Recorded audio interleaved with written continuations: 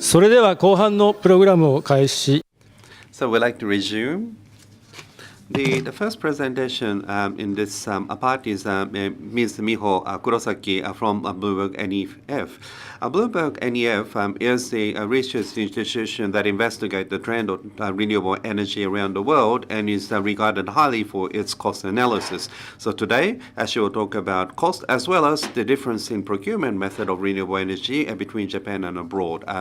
Ms. Kurosaki, please.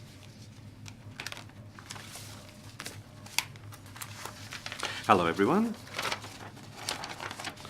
Was introduced. My name is Kurosaki from Bloomberg NEF, and I apologize for my voice because I've caught a cold, and please forgive me for my voice. Today, my topic is the procurement of renewable energy option for Japan. What I will talk about may be obvious to you, but I'd like to talk about the renewable energy procurement from the perspective of Bloomberg NEF. Now, Bloomberg is the name you may be familiar with, but it's a finance and economy information and data providing company established by Michael Bloomberg. And Bloomberg NEF is an energy and transportation think tank. Ourselves, NEF is a new energy finance, and this company was launched in 2004, and it mainly established database for the renewable energy or energy project, and we have 70,000 the projects in the area of energy established. In addition to renewable energy, energy storage, analysis of electric vehicles, and from this year, we have started to look at circular economy. Circular economy is a word a number of speakers have alluded to already, and we're also looking at heat, which is important for decarbonization. So we've broadened the scope of analysis in this respect. And not just clean energy, but coal, oil, gas, that's also a part of our analysis. But today, I would like to talk about the procurement of the renewable energy, but if you're interested in other areas as well, please talk to me during the reception later on. And today, I'd like to first talk about Japan's power mix. What's the current situation and what's the forecast going forward? In June every year, we publish a long-term energy forecast, and I would like to pick up a number of statistics from that data. Now, our forecast. So what will be Japan's power mix by 2050? And this is economic base. So the cheapest form of power will be included in power mix. This is how we do analysis, and the cheapest the form of energy will come in when there is new demand. So if we do this type of analysis by 2050, renewable energy, the solar and wind, they will be introduced anew to the size of 340 gigawatts. And in terms of the amount of power generated, yellow is the PV, blue is wind, and they will account for more than half. And renewable energy overall will account for more than 70%. Why will this happen? You may have such a question. And this is not the only reason, but it is one of the reasons. The PV module, the price of PV module is shown as a dot here, and you can see that the price has come down annually. And it's a logarithm, so it's not a line like this in an exact form, but every time the capacity increases, the price is coming down by 28.5%. And we are analyzing this type of technology trend, and we know that the price fall will be even greater. And for the wind as well, not as much as for PV, but the wind turbine themselves, the prices continue to come down. As announced this week, Taiwanese excess wind, the tender result was announced. But this type of competitive bidding is utilized around the world in the area of solar and wind. So from the perspective of competition, we are seeing the price come down as well. So there are a number of reasons, but technological innovation itself is leading to reduction in price, and competitive bid is also causing the price to come down, and policy support is also having an effect. And LCOE, the levelized cost of generation is also being analyzed ourselves, and we're currently putting together that right now, and we'll be announcing that number come March, excuse me.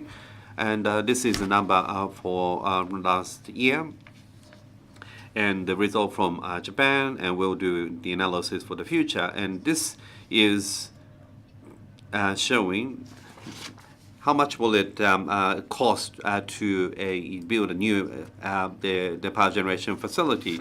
And what is shown on the far left is the current situation. And highest is solar, the next is blue, which is wind, and underneath the gray line is gas, and the black line is coal. So in building a new power generation, the cheapest is still coal today. So that's how we look at this graph. So where will be the crossing point? That's the important point. In the case of Japan, coal will be more expensive than solar. In other words, solar will be the cheapest is after 2025. That is the forecast that we made last year. The result for this year will be announced in June. But this is a very important point. Sueo-san talked about stranded asset.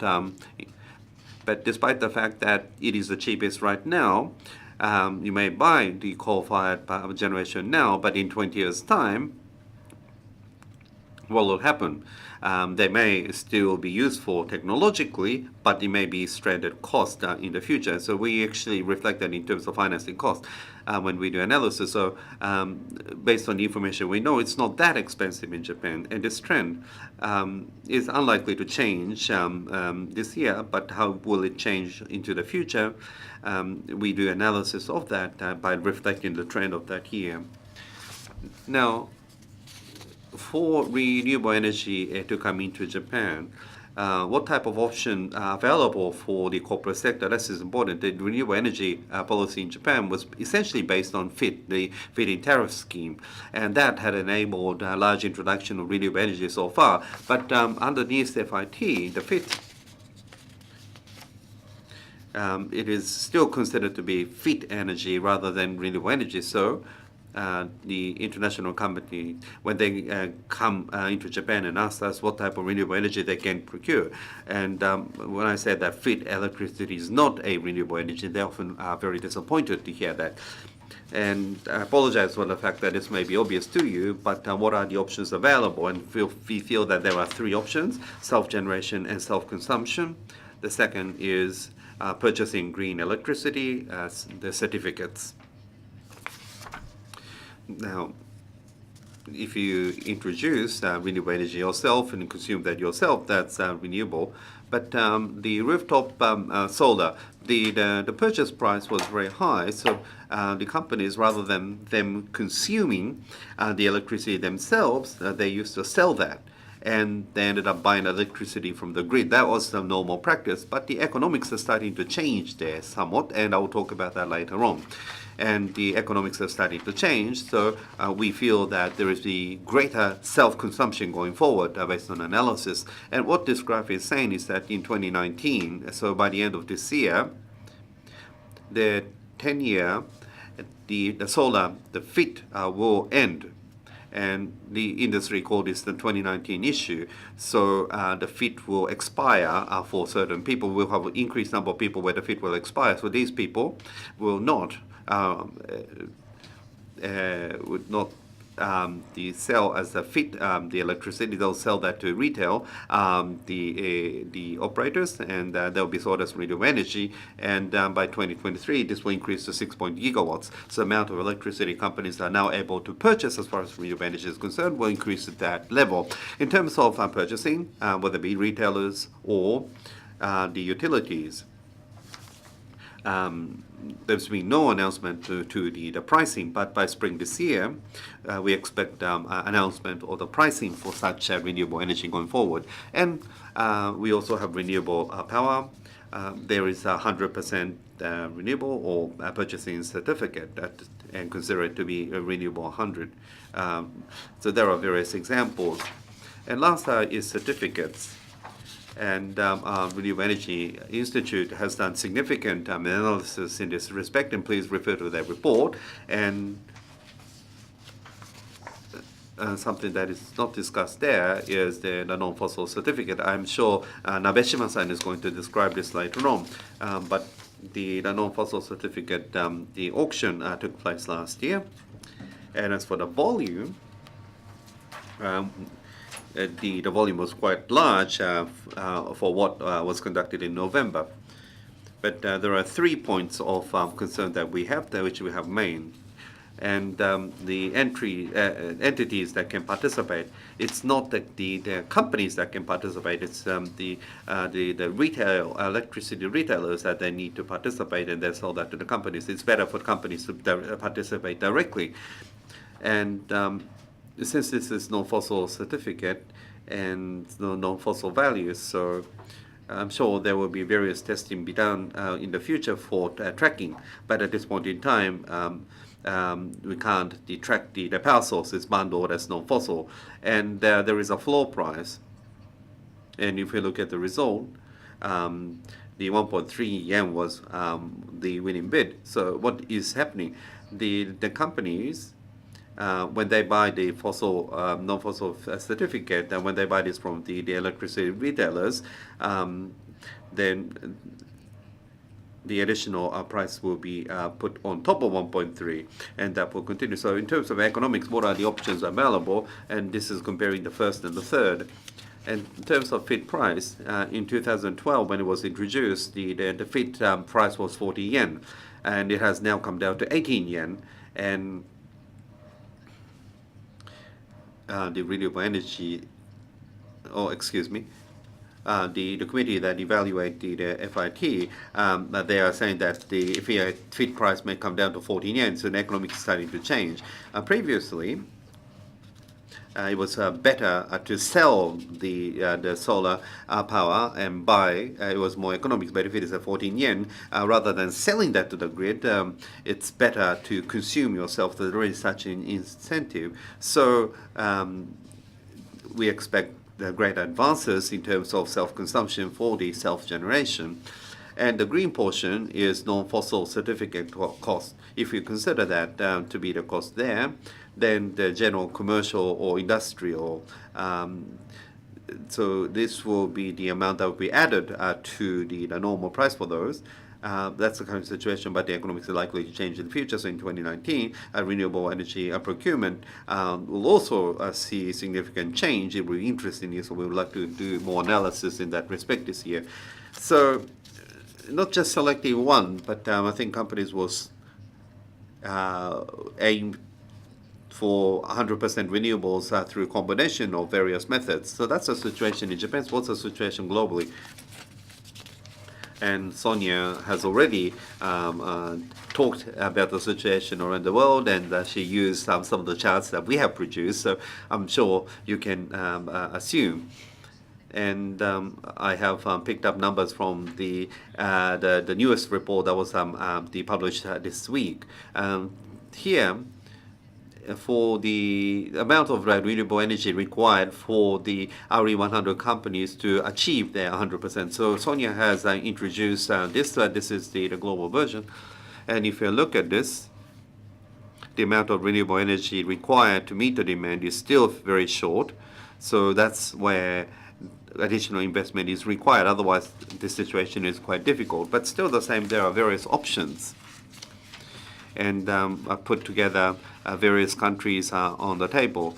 Sonia has showed the options. Sonia was saying that they will be publishing a report for the Europe, but in our report, we actually show this in 4 or 5 categories, and Japan is here. The current renewable share is 18%. If you exclude hydro, it's only 10%. what can be done is shown here, and what's shown in gray is what you can't do. So off-site PPA is not possible. And Sonia was showing the PPA graph, and this is the latest version, and the numbers for 2018 has been finalized here, and 13.4 gigawatt in 2018. So the level is more than double that of FI 2017, but unfortunately corporate PPA is not available in Japan, and that has still continued. And of course, it will depend on various cases, but still the same, the option is still limited.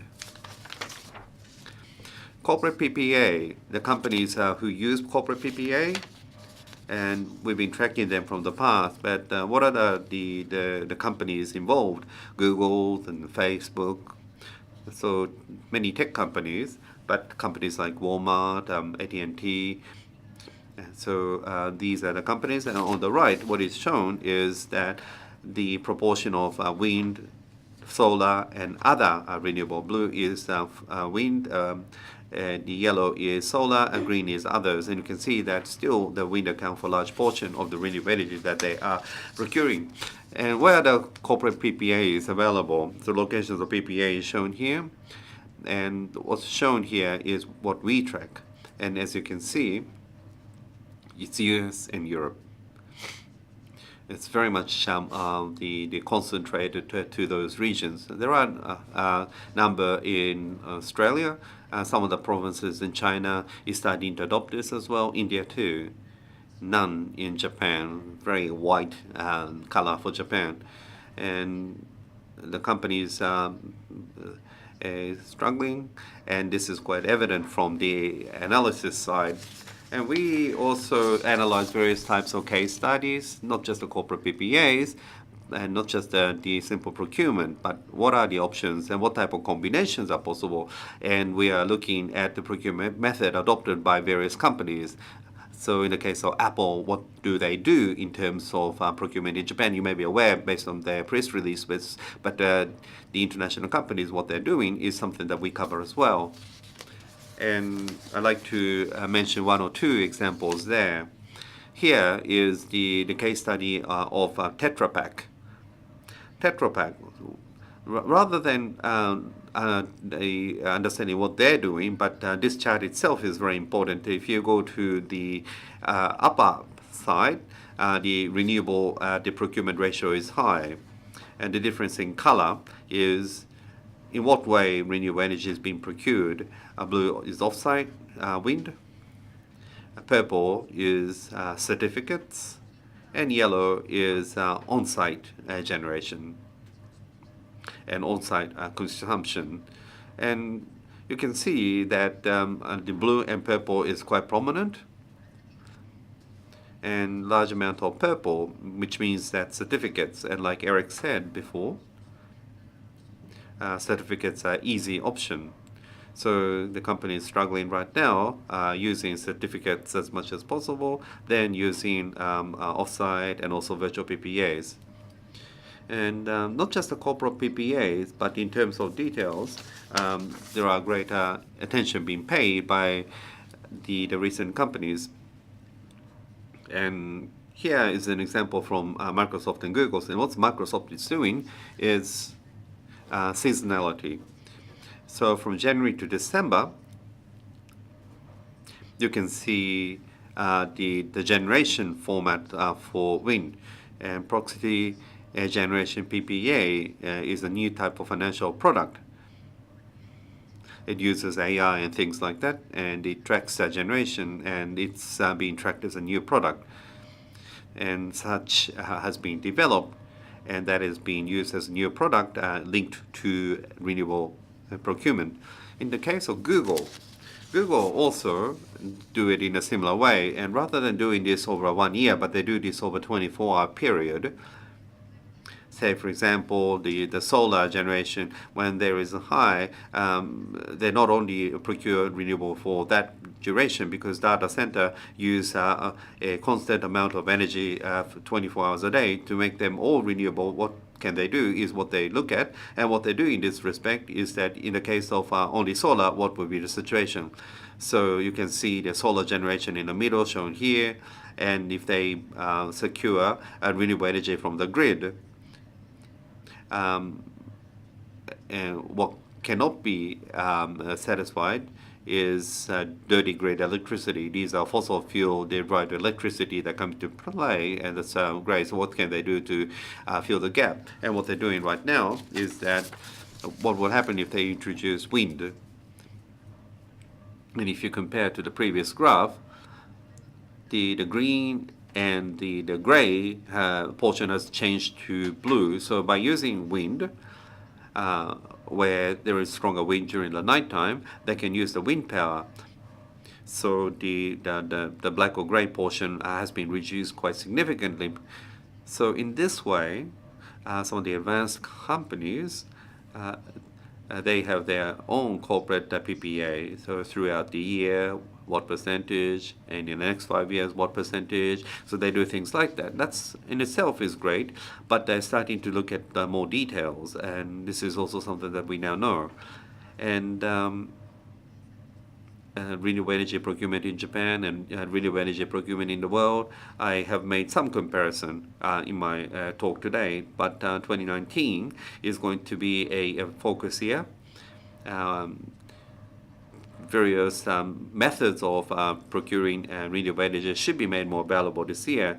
There are companies who procure, but there are also customers who develop renewable energies or generate renewable energies, and the developers thinking right now and feeling right now is that there is a heightened demand for the renewable energy procurement. So non-FIT projects are also something that these developers are now thinking to consider.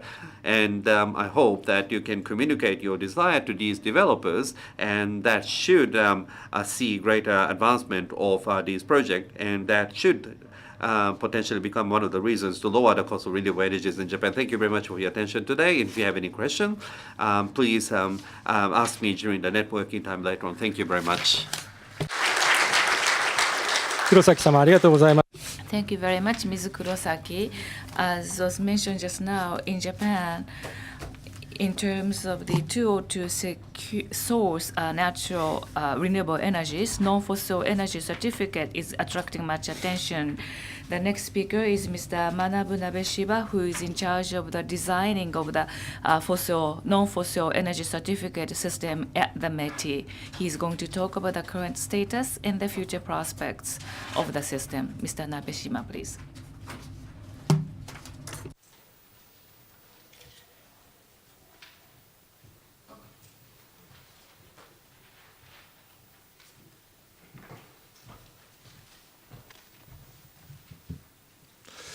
ただいまご紹介に預かりました資源エネルギー庁の鍋島でございます。電力供給室長を務めております。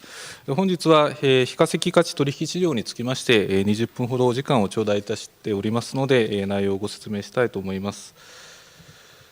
本日の内容でございますけれども、最初に非化石価値取引市場の概要をご説明しまして、その後フィットの非化石証書、もうすでに取引が始まっておりますけれども、フィット非化石証書につきまして概要と、あと現在進めておりますトラッキング実証事業についてご説明いたします。それから来年の5月から取引開始予定の非フィットの非化石証書の検討状況、それから小売電気事業者に対する高度化法の中間評価の基準、中間目標についてご説明。I would like to talk about the Act on Sophisticated Methods of Energy Supply Structures. First of all, let me give you the overview of non-fossil value trading market. With regard to this market, the non-fossil energy, renewable energy, namely including nuclear energy, the non-fossil certificates are traded since May of last year at the market.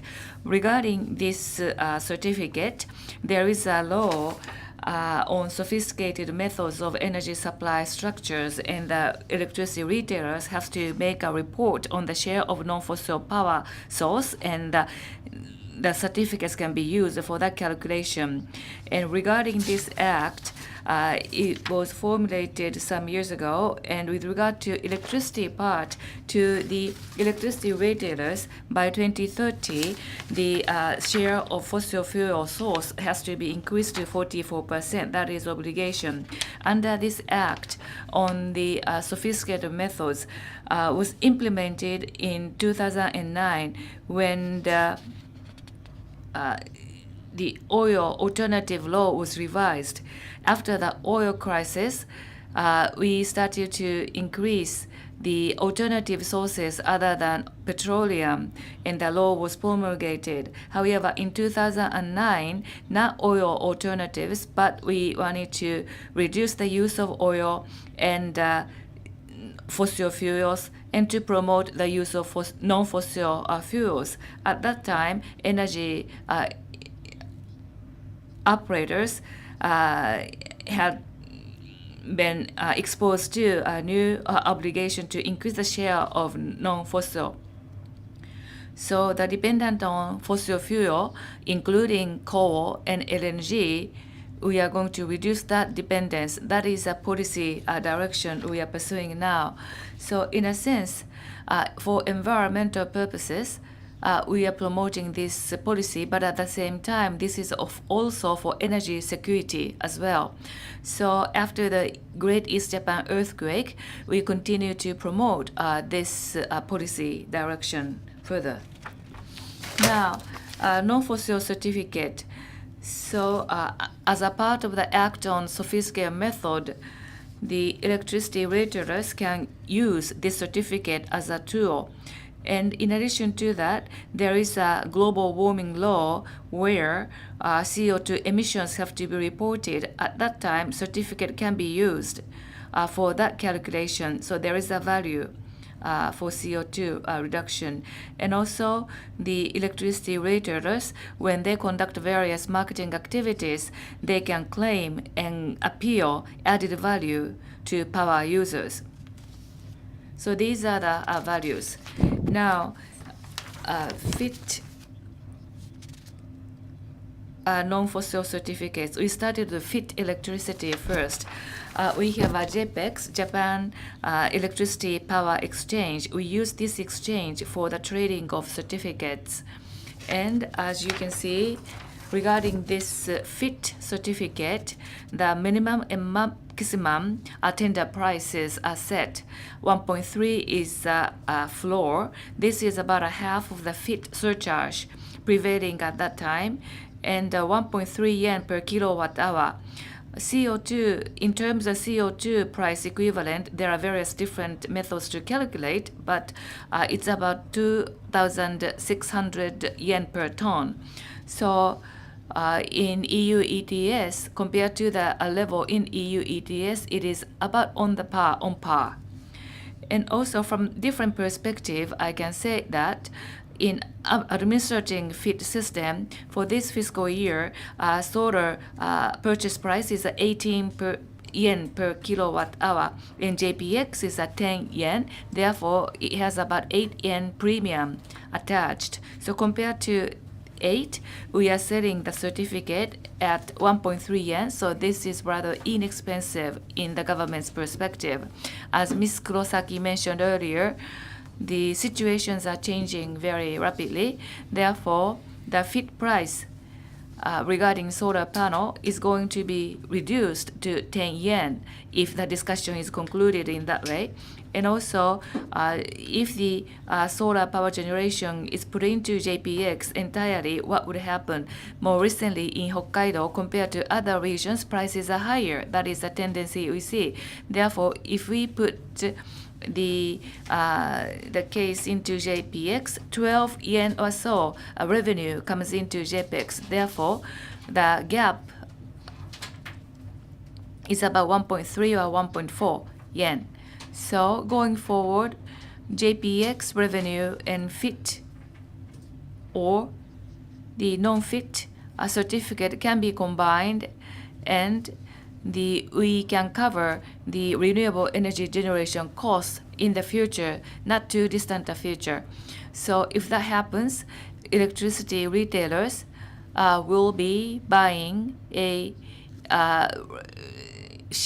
will be shifting from the purchase of non-fossil certificate to the construction of renewable energy facilities. So I think we are able to use the FIT certificate in that way as well. And 4 auctions are to be carried out every year. From May last year, we started a tender. In the beginning, in 5.16 million was the total amount, and last time we had about 21 million kilowatts, and we had big users, big purchasers. Kao issued a news release. Ehime factory used non-fossil certificate to reduce CO2 emissions 0. So the Kao actively purchased certificates. So this is a very good tool because certificates are widely available in a significant amounts. Now, currently, FIT non-fossil certificates, we are conducting a tracking demonstration experiment regarding FIT certificates. The attributes information like the electricity type or the facility location, that is not included. Therefore, by adding such attributes information, we are conducting the demonstration from the 25th of February to the 1st of March. We are going to have the non-fossil auction. Therefore, at that time, we are going to sell the tracking information attached certificate as well. That is the demonstration. Now, this is the scheme. You can see GIO.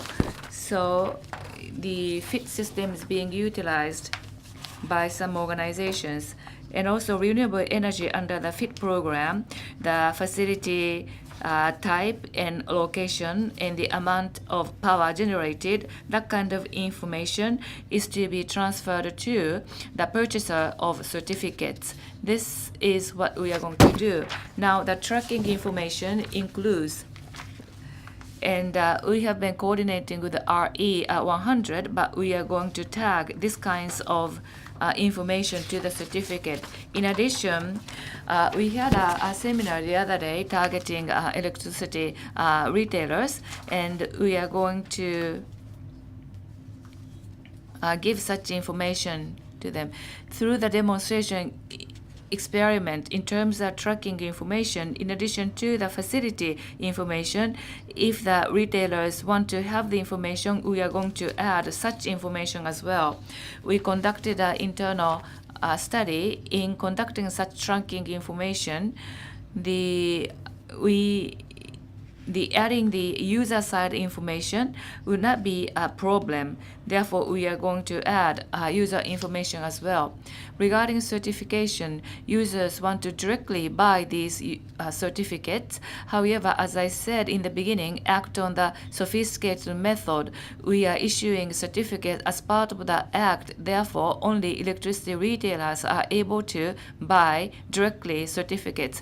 However, users are saying that in making a report to RE100, they want to demonstrate that these are our own certificates, and we do understand there is a request from users like that.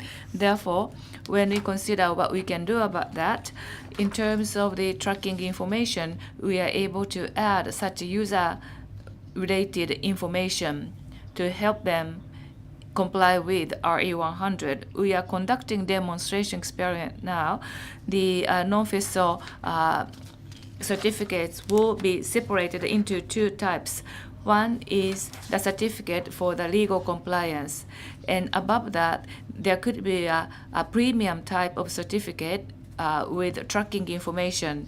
So a certificate, the legal compliance layer and premium layer, with these 2 layers, certificates would provide a benefits and value. So they are as integrated together. So going forward, there is a freedom of designing of the system in the future. Therefore, I think there could be various types of business that can arise from this certificate. And for example, the users can be in contact with the electricity retailers to identify the kind of electricity source they want to buy, and electricity retailers would purchase the commensurate type of electricity and sell that to users. So utilities as well, if there is a demand, they will be willing to cooperate with electricity retailers. Since the system is still in a starting stage, so perhaps we have to make a modification to the system and improve the system, but we would like to listen to the voice of users. Now, with regard to non-fossil certificate, if there is a tracking information, we had received a confirmation from the organization that a certificate will be in compliance with the RE 100. Now, non-fossil certificate, I would like to give you the status report of the discussion for non-fit certificate. On the 22nd of October, we started the discussion in the council. And what we are discussing now is as follows. Going forward in Japan, the non-fossil sources to be connected to a grid, basically we are going to issue the certificate and it will be certified. So now former fit electricity, which will arise from the November this year, so solar and wind, there will be voluminous. Therefore, the electricity retailers will buy up all this electricity and they will certify the power. That is our idea. Now, regarding the certificates, the negotiation can take place between the two parties. From the generator to electricity retailers, this can be transferred. But also, another option is the auction can be used to sell the electricity. In that case, JPEX is to be used as an auction format. And at that time, non-fit certificate, we are not going to set the floor price. So regarding a fit certificate, fit surcharge has to be reduced. Therefore, for instance, if the price is too low, like 0.1 yen, it was not appropriate. However, when it comes to non-fit electricity, the facility owners can place a tender as they wish. So, non-fit, non-fossil certificate will be in the market in the future. There will be 3 types of certificates. So, there will be fit and non-fit as designated renewable energy, and the other category is non-designated renewable. So there will be 3 categories, and we are going to separate the markets so that these 3 will not mingle. Non-fit, non-fossil certificates. In May of 2020, we are going to launch this program, and we are making necessary designing. 4 auctions a year will take place. Lastly, I want to talk about, from this week, we started a discussion regarding the interim assessment criteria under the Act on Sophisticated Method. Regarding this act, in 2030, 44% of share of non-fossil source is an obligation imposed on electricity retailers. Therefore, the status of progress has to be reported.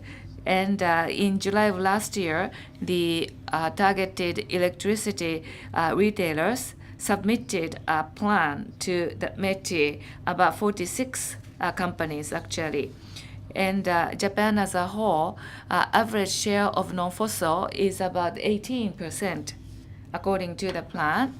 And going forward toward 2030, 2030, we will increase it to 44%. That is a national policy. But 2030, that is more than 10 years away from now. So we want to have a more interim target. So that has been discussed. So interim assessment, interim target, in other words, discussion on interim target started this week. So in council meeting, we had a discussion and there was almost consensus. Some point in 2020s, every year we are going to set a year target. We are going to raise the share to 44% eventually, but sudden increase would be quite difficult for electricity retailers. Has only means to attain this, which is a certificate. Therefore, in order to avoid the complication of the situation, we are going to aim for gradual increase toward 2030. So every year or over several years, we are going to set a requirement to see the progress status of electricity retailers. So what we are discussing now for electricity retailers, are we going to impose the uniform target to every retailers? On this idea, the members of the council and also electricity retailers pointed out that grandfathering should be introduced. So the Secretariat made a proposal for grandfathering for electricity retailers with relatively low non-fossil share. We are going to give a more lenient interim target. Having said that, at some point in the future, this interim lenient target will be eliminated. But in any case, interim goal discussion is now underway.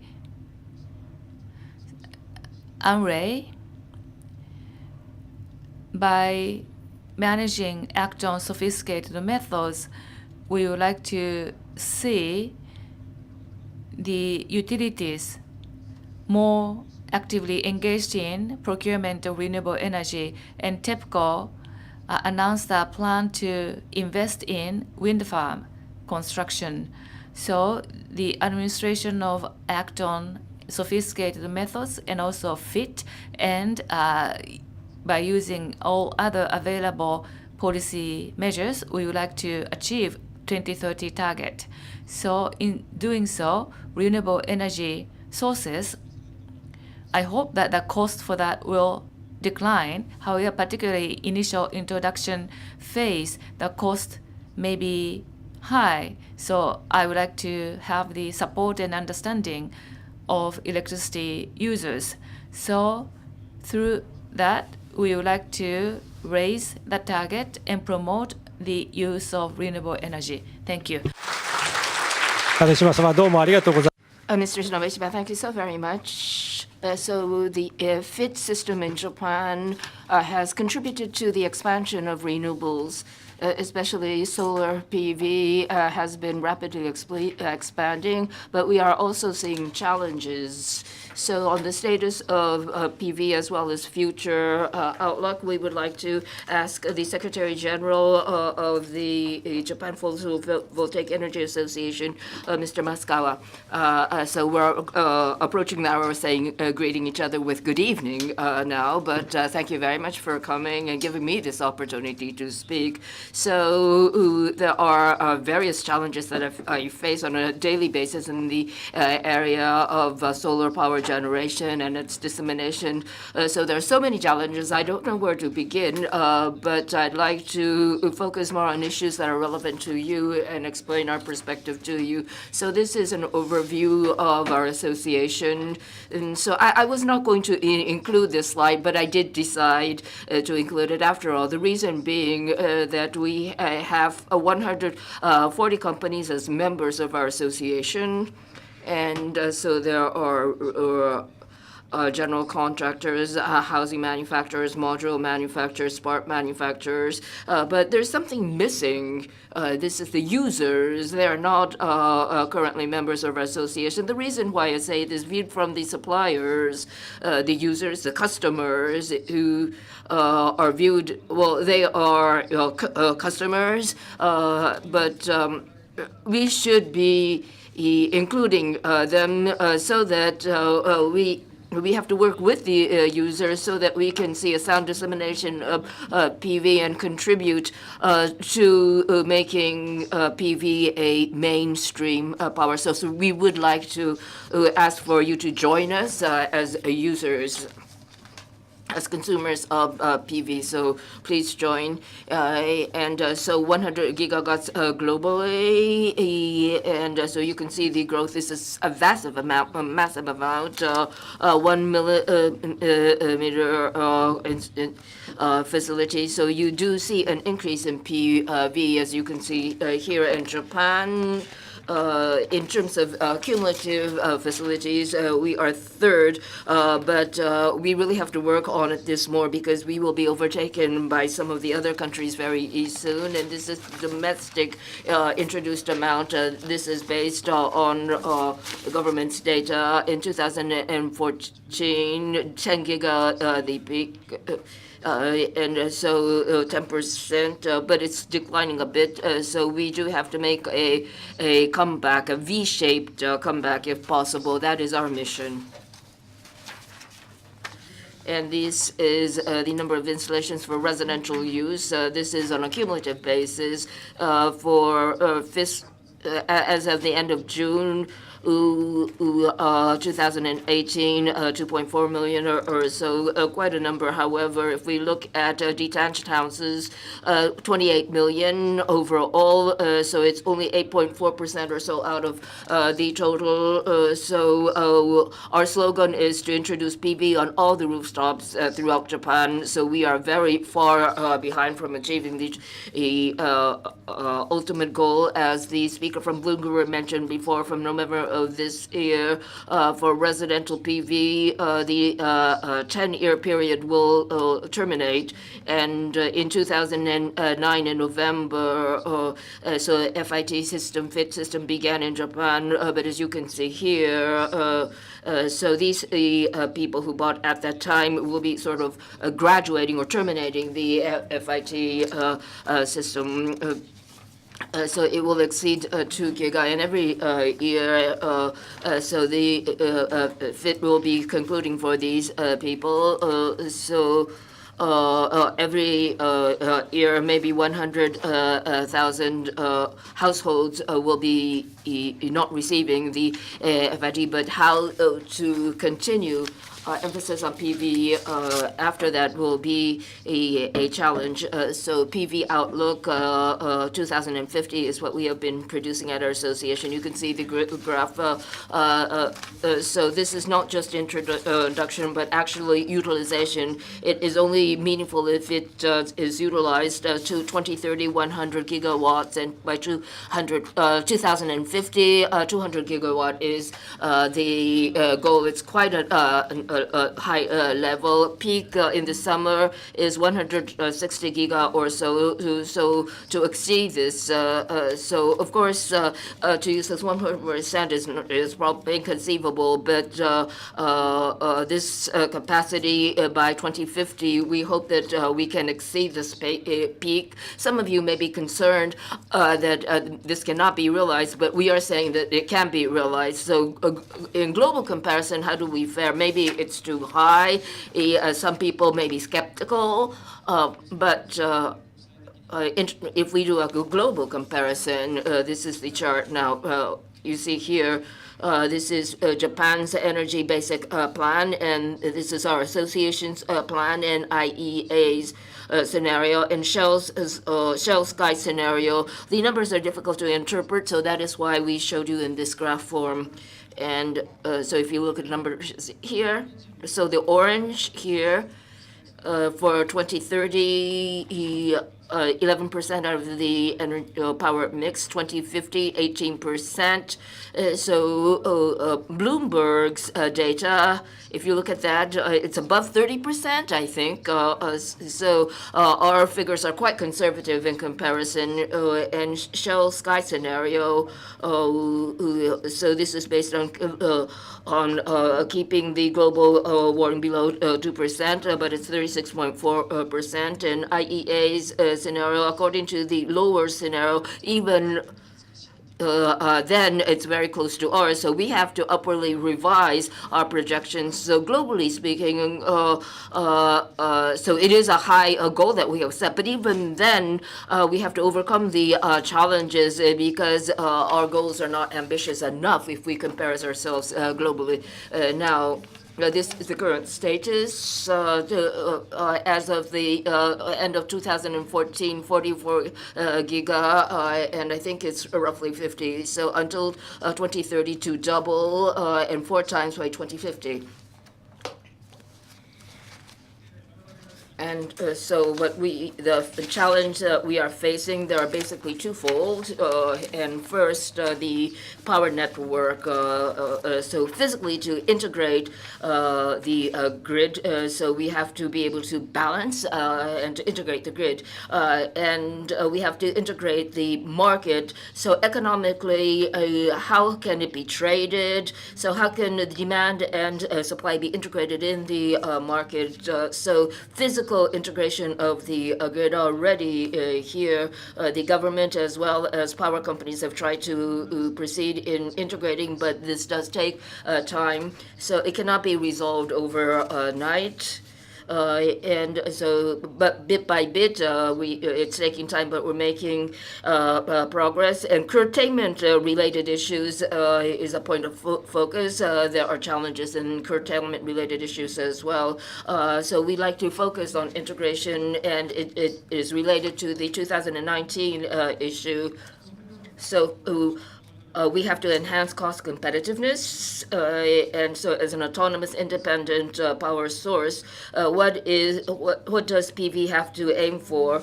So for residential, when we think about self-consumption, and we have to be cost competitive compared to general power tariff, and if it's non-residential, for example, for industrial use, we have to have grid parity. And in the spot market, if we benchmark, we have to be on par. We have to reach parity. And the graph is quite busy. I'm sorry, this is difficult to interpret, but the red shows for residential use fit pricing levels. This is before tax, and the blue is above 10 kilowatts, and as Nabeshima-san has said earlier, from April this year it will be 14 yen, and in 2012 it used to be 40 yen, so it's about 1/3. And so from the viewpoint of the power generations, it's quite difficult, but from the demand side, the consumer side, it is not a bad deal. For example, industrial use, TEPCO's electricity tariff right now, it's about 14 or 15 yen per kilowatt hour. So a lot of people may feel that rather than purchasing from TEPCO, you may want to self-generate, and rather than selling to fit on the grid, if it can be self-generated and self-consumed, then you get a higher revenue.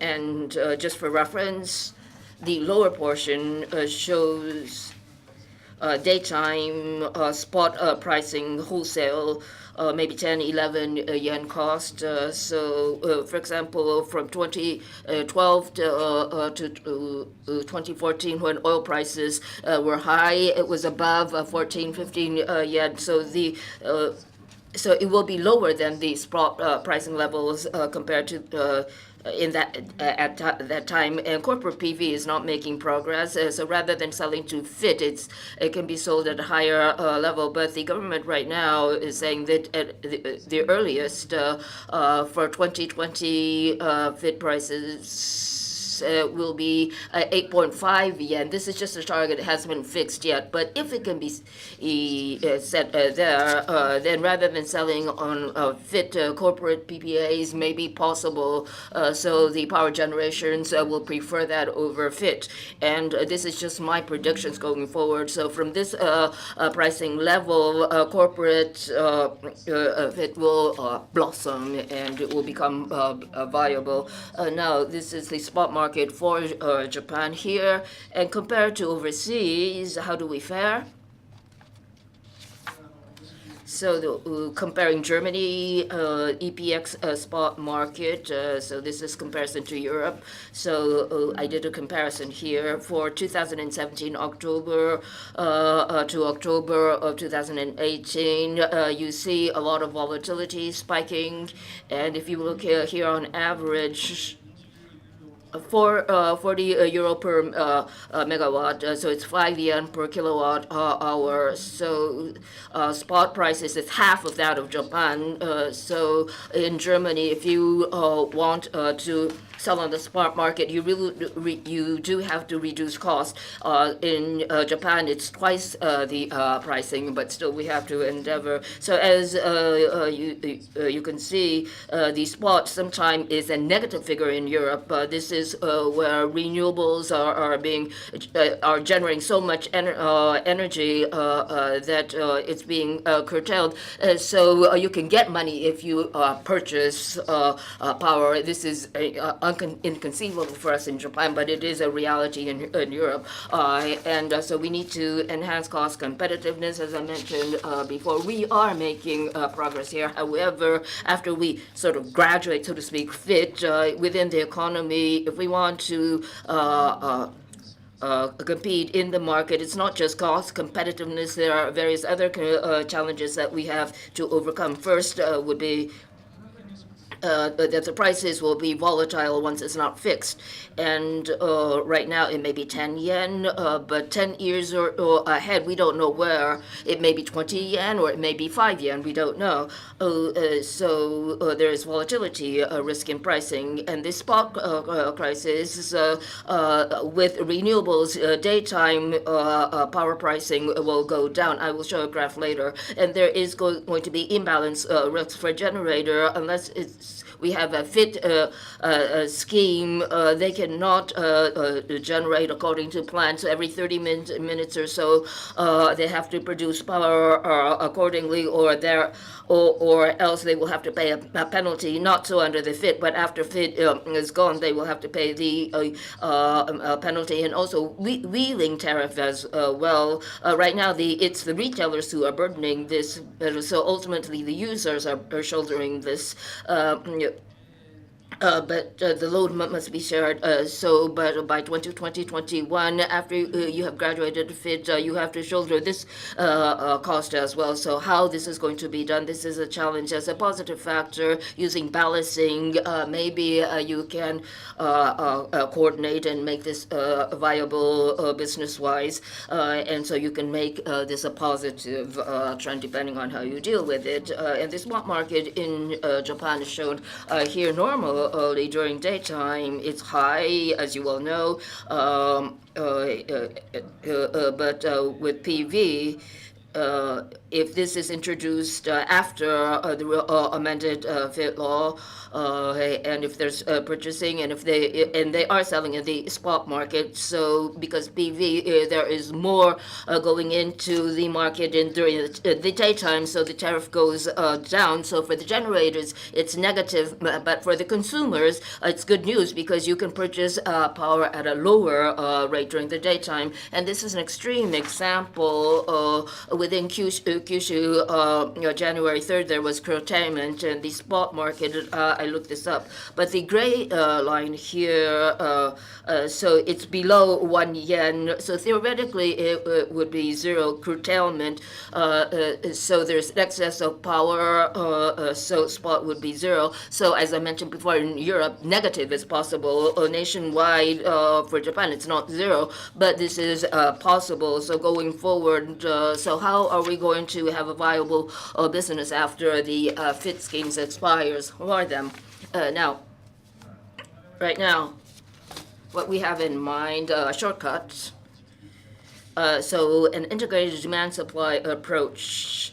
And so this is a big challenge, but one of the shortcuts we feel would be the demand and the supply, if they are coupled in some way, and using the self-consumption approach as a model. So PEV can be set at the demand entity site.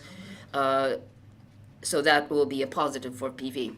And the other, as is shown here, integration physically of the power network.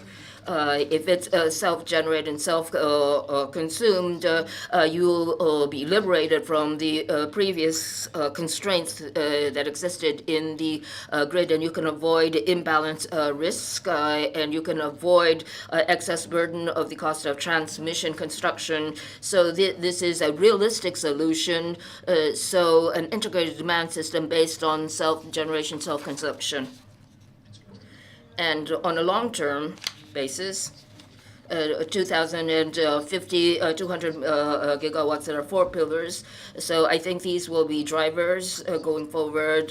So PV system 4.0. So this is with the solar power system itself, and to make this more advanced into the next generation. And also next generation transmission and distribution network must be implemented. And it's not just the facilities, but based on renewables, the whole system must be transformed into a next generation approach. I think Mr. Nabeshima has various ideas in mind, and also sector coupling. I will be explaining more in detail about this later, but electrification of mobility mechanisms and supply, demand side, and mobility and renewables. If these can be coupled across a sector, then we can decarbonize more effectively, and also incentives to decarbonize. So we need policies to incentivize lower carbon. So PV system 4.0, so the next generation of PV systems. We need a integrated supply-demand approach. So a lightweight PV facility will become important, and self-balancing will be a factor that will help as well. Now, sector coupling. These view from the supply side.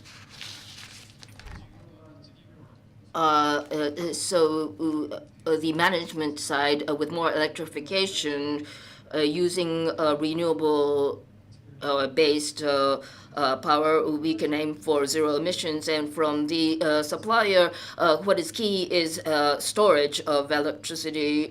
For example, you can use EVs. So it will be a win-win situation for many of the players. So if we take an integrated approach, we can conserve on power, we can decarbonize, and we can bring in more renewables. So we hope that this scheme will make progress going forward.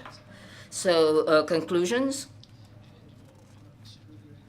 As a mainstream power source, we hope that PVs will be installed, and by 2050 we hope to achieve 200 gigawatts. So this is our goal, and I think this is achievable, but it is indispensable that we become independent from the FIT system, and there are various challenges that we must overcome in order to do this,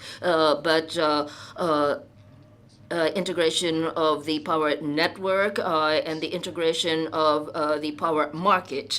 And one of the shortcuts would be a self-consuming power approach based on the integration of supply and demand, ultimately 4 pillars.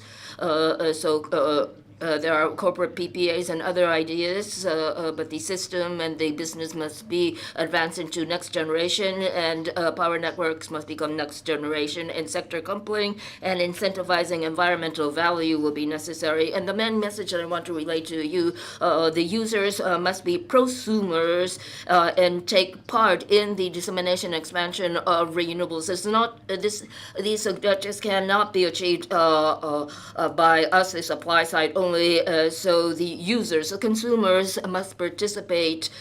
So it's not just the suppliers versus the components, but we must work together and take an integrated approach in disseminating PV. Thank you very much.